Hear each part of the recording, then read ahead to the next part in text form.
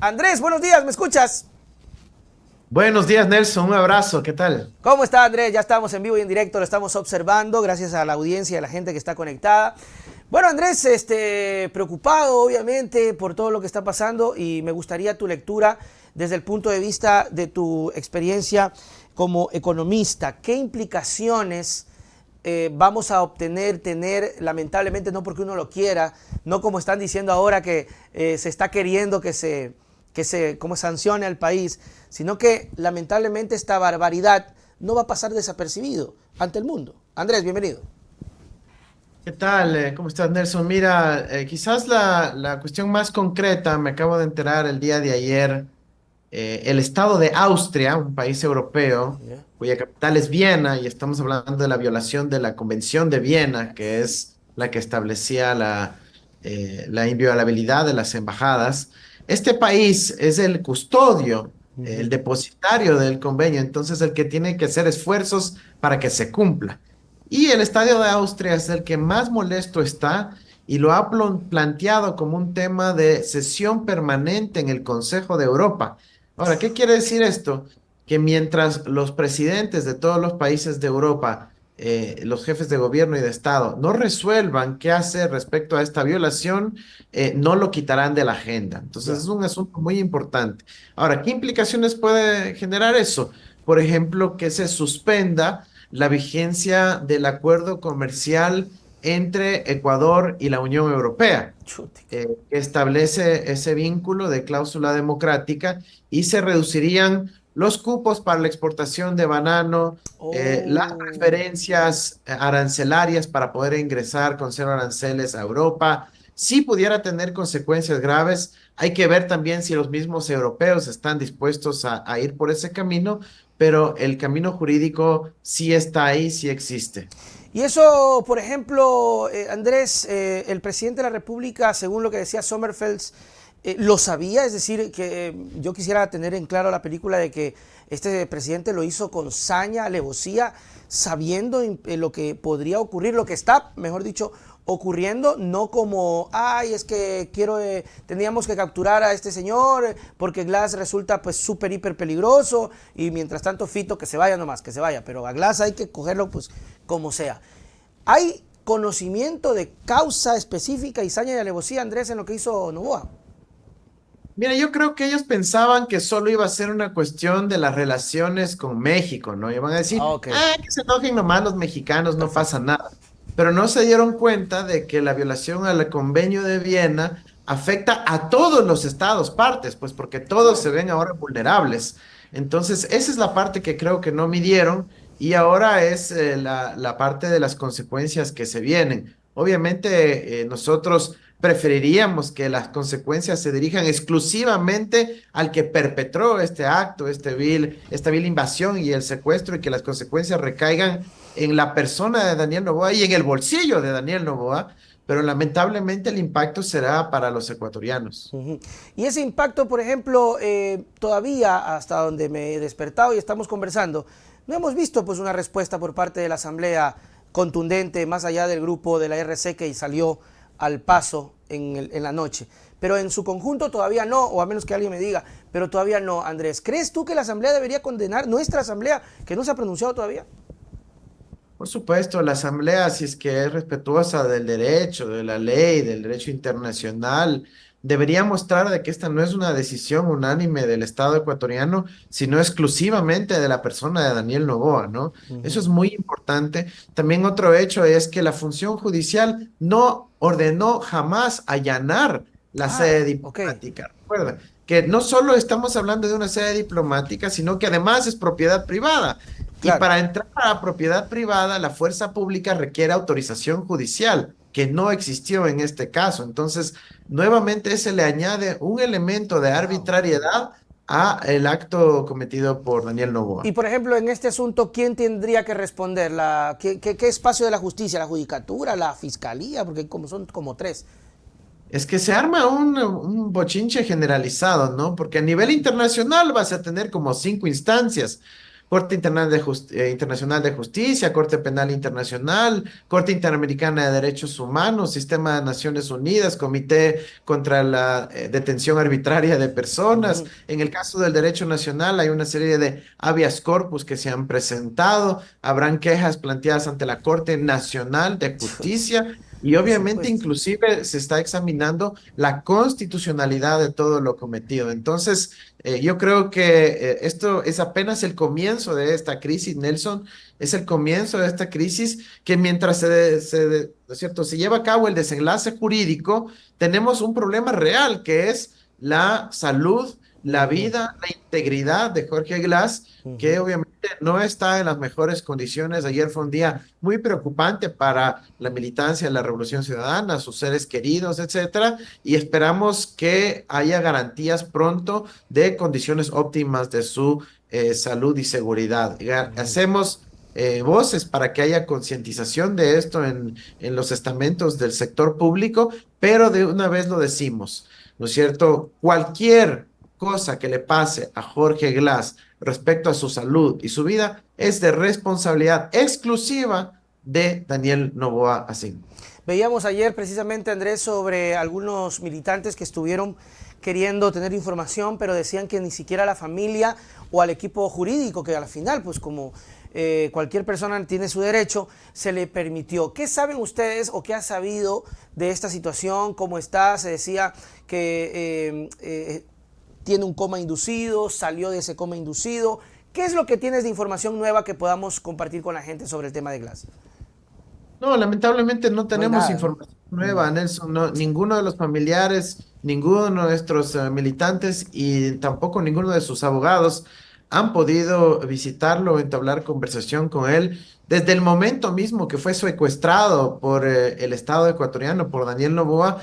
Él no ha tenido contacto alguno con sus abogados. Ujú. Eso obviamente viola el debido proceso, los derechos humanos, su condición, en este caso ahora como persona privada de la libertad, secuestrada por el Estado, pero incluso en esos casos debería tener acceso a sus abogados. Y Claro, eso ya decía. desde el viernes a la fecha, ya es martes, ya van a ser 4 días que no ha tenido ninguna conversación con sus abogados. Eso es la parte que precisamente hablábamos ayer, porque por último, está bien ya, si no los coidiarios, los amigos, la familia, pero sí al equipo jurídico del derecho de la defensa.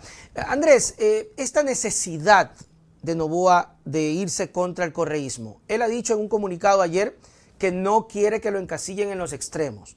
Porque obviamente, ¿qué esperaba este hermano? Hoy es el santo del anticorreísmo, o sea, le están poniendo una velita. Y quienes están aplaudiendo son 3 o 4 personas ahí de que le sobrepasa el odio. Este enraizamiento o esta jugada, ¿crees que es electoral? Veía un video donde decía, es que es por la consulta. ¿No le tocó más a Noboa que anclarse al anticorreísmo como lo hizo Lazo en sus últimos meses o años, donde dijo, ya que al diablo va el anticorreísmo, por ahí me salva en algo, y echarle la culpa a los correístas es excelente? Mira, yo creo que es una apuesta torpe. Él mismo lo dijo en su campaña, que esa polarización le hacía mal Claro. al país y no era una apuesta electoral, que la posibilidad de acumular capital político era infinita si es que no se peleaba con nadie y ahora decide asumir una posición beligerante. Y todo esto se evidencia, Nelson, para quienes les gusta el detalle del análisis político, en un TikTok que publica Daniel Noboa ese mismo día viernes, ¿Ya? en donde mediante un TikTok hace un manifiesto anticorreísta, ¿no? En donde dice que el no es la posición de los correístas y lo asocia con el crimen organizado, los Perfecto. narcos, etc. Eso es terrible. Nosotros rechazamos esa denominación, esa asociación absolutamente, categóricamente, y eso simplemente no lo podemos aceptar.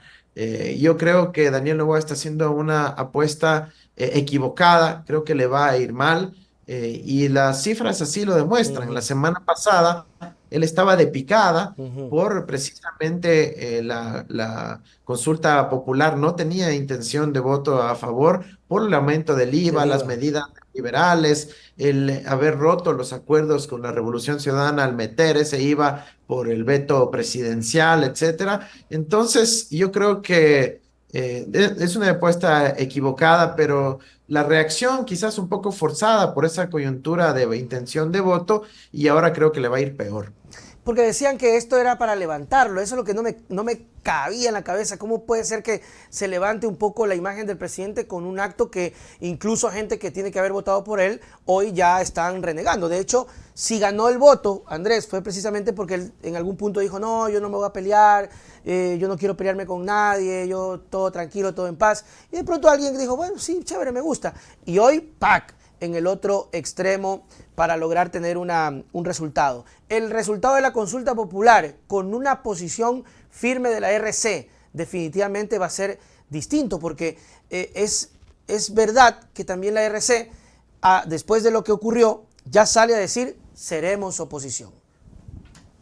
Es correcto, Nelson. Y mira, quizás aquí lo que explique el por qué actúa de forma tan desesperada es que esa misma semana, ¿no es cierto? Esos mismos días que se dio la incursión, la invasión a la Embajada Mexicana y el secuestro de Glass, fue cuando estaba en el país la misión del Fondo Monetario Internacional. Claro. Y Noboa se empieza a desesperar porque el Fondo Monetario le dice, yo te doy los 4.000 millones de dólares, Ya. pero primerito tienes que aumentar el precio de los combustibles. Y ya lo hizo. Tienes que subir el extra a 4.50, Ya está. tienes que subir el diésel a 3.80.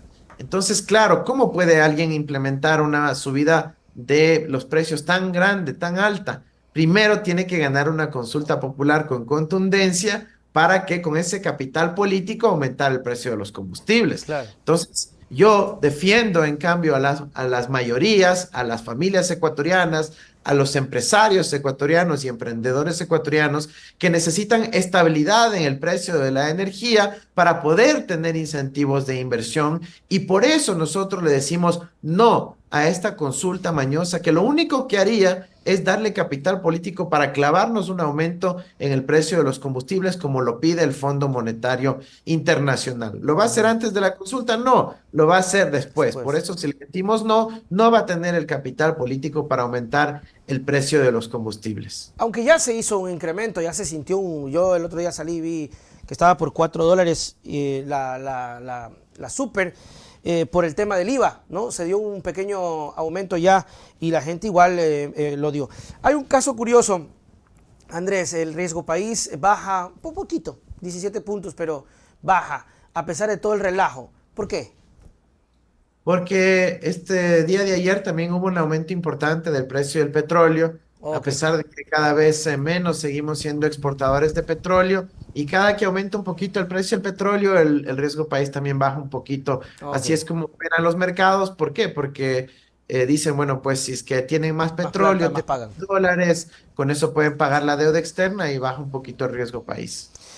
La situación es bastante difícil y sobre todo con el tema de una consulta popular en donde el no empieza a tener más auge, más presencia. ¿Tú crees, Andrés, que el no va a ser el castigo, tomando las palabras del propio presidente que dijo, usemos el arma del voto para dar el voto por el sí, él dice, ¿no? Por la seguridad. Pero la gente lo va a usar para decirle no al presidente y decirle, hermano, ponte a trabajar porque lo que nosotros queríamos es que tengas resultados y no que nos tengas en elecciones. Mira, dos cosas ahí. La primera, el no tiene que ser un mecanismo de defensa de la ciudadanía de su propio bolsillo, Ok. ¿sí?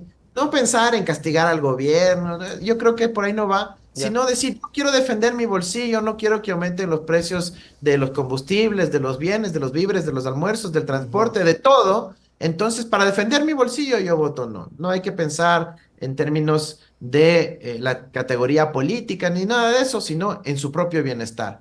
Y segundo, tenemos dos preguntas específicas que no tienen nada que ver con Así la es. seguridad, que son las preguntas D, recuerden que ahora son letras, la letra D Chut. y la letra E. La letra D es sobre arbitraje internacional, que lo que haría es legitimar el pago de más de 2.600 millones de dólares a Chevron Texaco, que ellos contaminan la Amazonía y todavía más quieren llevarse el vuelto. Eso no lo podemos permitir. Los ecuatorianos tenemos que defender nuestra integridad, a las comunidades amazónicas, a nuestra dignidad. Y la pregunta E, que es sobre el trabajo por horas, que lo que haría es extender la jornada laboral. Si antes tú tenías 8 horas continuas, ahora te van a dar por destajo el horario laboral y vas a terminar trabajando 12, 14, 16 horas, porque ese periodo de descanso no es que puedes ir a la casa y pegarte una ruquita, descansar, jugar Claro, con los niños, no, sino que te toca estar ahí, pero sin trabajar. claro. Entonces, eso tenemos que rechazar también para defender nuestro propio bienestar, nuestras propias familias,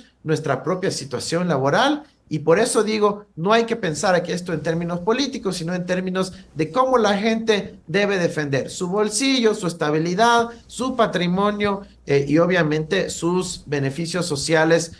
Si es que obviamente el Estado termina pagando a Chevron Texaco, habrán recortes en salud, en educación, en Ujú. seguridad que repercuten directamente en nuestras vidas. Como ya lo sigue habiendo, ¿no? Como siguen estos recortes. Ahora, Andrés, ¿cuál es el chance que tiene el presidente de la República en temas de la consulta? Tiene que ganar, a ver, él tiene que ganar arrasando o es que ganando por poquito pierde. Eso para analizarlo. Mira, si él no gana en las preguntas D y E, ya es una victoria Una política victoria. de la oposición Ok, y es una victoria del bolsillo ciudadano. Yo perfecto. creo que con que gane la D y la E le estamos dando un mensaje clarísimo. ¿Por qué, Nelson? Ya. Porque en las otras preguntas, te prometo, no importa el resultado, No va a porque pasar muchas nada. de ellas lo que dicen es, ¿está usted de acuerdo que la Asamblea converse sobre ni sé qué cuánta ley? ¿Y qué importa si yo opino sí o no? Igual la Asamblea va a tener que seguir Así discutiendo esas es. leyes y aprobándolas, etcétera. Ujú. Entonces no hay mucho drama al respecto a las demás, pero si el pueblo ecuatoriano se pronuncia con contundencia por la D y la E, ya el resultado es otro y creo que no tendrá ese capital político para aumentar el precio de los combustibles y para ejercer otras medidas de control absoluto del poder como quiere este niño engreído. ¿Qué pasa con los estudiantes? Tengo entendido que tienes mucha experiencia en el tema, Andrés, con este conflicto con México en términos educativos, con los estudiantes que están sacando sus maestrías, sus papeles, sus estudios. ¿Hay una afectación por esta crisis o no? Mira, yo quisiera que no la haya, yo Claro, quisiera que no la haya, evidentemente, pero hay implicaciones prácticas. Para los que quieren estudiar en México, tienen que hacer sus gestiones en el consulado para obtener la visa por desde ahí primera ya. vez, pero ya en Quito ya no va a haber el consulado. Entonces, si se iban 200, 500 ecuatorianos al año a estudiar allá, simplemente ya no van a poder. Ahora, los que están allá, no sé, eso depende del gobierno mexicano, si es que va a complicar la situación, no reconocer los documentos ecuatorianos, pedir que pasen por alguna otra embajada para recibirlos, etcétera. Eso está por definirse, no se ha comunicado. Espero que no genere malestar para nuestros compatriotas que viven allá en México, que estudian allá, pero ya te digo, para los nuevos estudiantes es claro que sí hay una afectación porque ya no hay dónde sacar la visa en este país. Terrible. ¿Y crees que tenga algún tipo de solución estos problemas diplomáticos, Andrés? ¿O hay que dejar simplemente pasar el tiempo y ver qué ocurre con próximos Mira, gobiernos? siempre hay que tratar de ver hacia adelante. Nosotros somos gente que cree en el futuro, que se puede lograr un futuro digno para todos. Y aquí la única manera de avanzar es que Daniel Noboa, primero, ejecute lo que tiene que hacer para lo que se llama retrotraerse al momento previo de la violación del derecho internacional. Ya. ¿Qué significa eso? Pedir disculpas, rogar que los mexicanos vuelvan al Ecuador, que reabran la sede diplomática, devolver a Glass a la embajada, otorgarle el salvoconducto, que es su obligación internacional, que Glass llegue con seguridad y tranquilidad a el país de México, se establezca y recién ahí podemos hablar Ok. de retomar las relaciones, pero la decisión realmente depende del lado ecuatoriano. Y yo Ujú. creo que semejante actuación y lo que implicaría para el propio Novoa en términos de humillación, dar marcha atrás, más bien dice que no hay una posible conciliación en el corto plazo, al menos que Novoa renuncie y venga otra persona y, claro, asuma la responsabilidad de Estado y diga, bueno, aquí fue el anterior gobernante el que hizo mal y vamos a enmendar la Claro. situación. Eso ya dependería mucho de lo que ocurra y que, te digo, no está tan lejos. ¿Cómo ves el panorama del país en las próximas elecciones? Que ya son, bueno, las elecciones de la consulta, pero ya nomás las elecciones presidenciales. ¿Cómo ves ese panorama, Andrés, y cómo está la RC preparándose precisamente para este nuevo reto? Ustedes tienen que estar literal preparados en todos los frentes y uno de ellos los ataques mediáticos que definitivamente pues les va a llegar, ¿no? Sí, totalmente de acuerdo. Ahorita tenemos el reto de la consulta popular. El no saldrá victorioso, al menos en la DIE. Estamos muy seguros de aquello. Vamos a redoblar los esfuerzos, pero yo creo que la gran mayoría de la militancia además votará 11 veces no en general a todas las preguntas. Sin embargo, yo respeto, creo que hay que dar cierta oportunidad a mucha gente que todavía tiene algo de esperanza, que dice, bueno, tal vez votando sí en algunas preguntas podemos tratar de Lograr resolver. algo. Yo entiendo que hay esperanza, que hay ganas de resolver los problemas, pero que tengan claro que en la D y en la E no tienen nada que ver con seguridad, Ok. nos quieren meter un gol por las galletas. Ahora, respecto al proceso electoral en el año 2025, Nelson, nosotros estamos preparándonos desde ya. Tenemos una preselección de cuadros que podrían conformar parte de ese binomio. No nos rendimos en la posibilidad de que el propio Rafael Correa pueda estar en la Ah, papeleta. ¿en serio? Este hecho, mira, Nelson, este hecho de la semana pasada, del día viernes, Ya, pone la atención del mundo sobre el Ecuador. claro.